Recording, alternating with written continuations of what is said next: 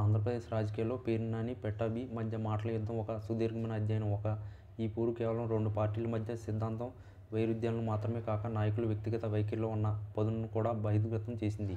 మచిలీపట్నం గడ్డపై తన ఉనికిని, పలుకుబడిని నిలబెట్టుకోవడానికి ఇద్దరు నేతలు ఎంచుకున్న మార్గాలు, వ్యూహాలు తరచూ తీవ్ర విమర్శలకు దారితీశాయి. మీరు ప్రస్తావించిన వీడియో లింక్ సంబంధించిన ఒక ఘాటమైనదని నాని వ్యాఖ్యలు టీడీపీ శ్రేణుల్లో ఒక రకమైన ఆందోళన, అదే సమయంలో పట్టాభికి మరింత పదునైన ప్రతిస్పందన ఇవ్వాలనే పట్టుదల ఉంచాయి. నాని చేసిన వ్యాఖ్యలు తరచూ వివాదంగా ఉంటాయి. రాజకీయ ప్రత్యర్థులకు రెచ్చగొట్టే ధోరణిలో ఉంటాయి. రాజకీయాల్లో ఎవరికైనా పదవి వస్తే విర్రవీగుతారని అర్థం వచ్చేలా లేదా పదవి కోల్పోగానే మాట మారుస్తారనే ధోరణిలో ఆయన పట్టాభిని ఉద్దేశించి చేసిన వ్యాఖ్యలు టీడీపీ శిబిరాన్ని ఖచ్చితంగా కలవరించాయి. వైఎస్ఆర్ కాంగ్రెస్ పార్టీ వైపు నుంచి అధికార అండతోనే తమ నాయకులను ఉద్దేశించి మాట్లాడుతున్నారనే భావన టీడీపీ నాయకుల్లో బలంగా ఉంది. ఈ నేపథ్యంలో పట్టాభి తన పార్టీ, తన నాయకులను కాపాడుకునేందుకు మరింత దూకుడు మాటలు, దాడిలో మరింత ఘాట్లు వ్యవహరించాల్సిన పరిస్థితి ఏర్పడింది. పట్టాభి కూడా ప్రతిపక్ష నేతగా అధికార పక్షంపై నిశ్చిత విమర్శలు సంధించడంలో, ముఖ్యంగా అవినీతి పాలన వైఫల్యాల విషయంలో ఎక్కడా తగ్గకుండా ముందుకు వెళ్తున్నారు. నాని వ్యాఖ్యలకు ఆయన ఇచ్చిన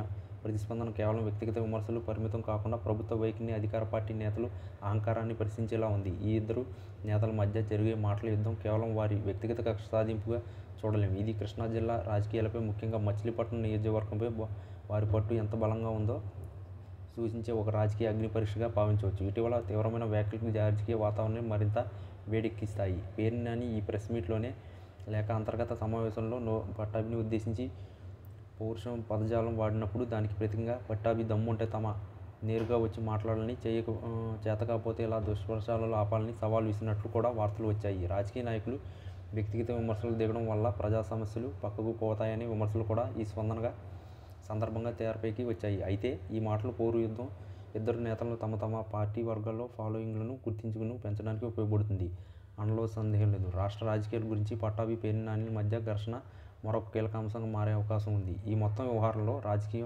రాజకీయంగా ఒకరిపై ఒకరు పైచేయి సాధించడానికి ఇద్దరు నేతలు ప్రయోగిస్తున్న వ్యూహాలు ప్రజల దృష్టికి ఆకర్షిస్తాయి. పేర్ని నాని తమ మాటల ద్వారా దూకుడు స్వభావాన్ని ప్రదర్శిస్తే, పట్టాభి తన ఆరోపణలోని నిజాయితీ, ధర్మాన్ని చూపించడానికి ప్రయత్నిస్తున్నారు.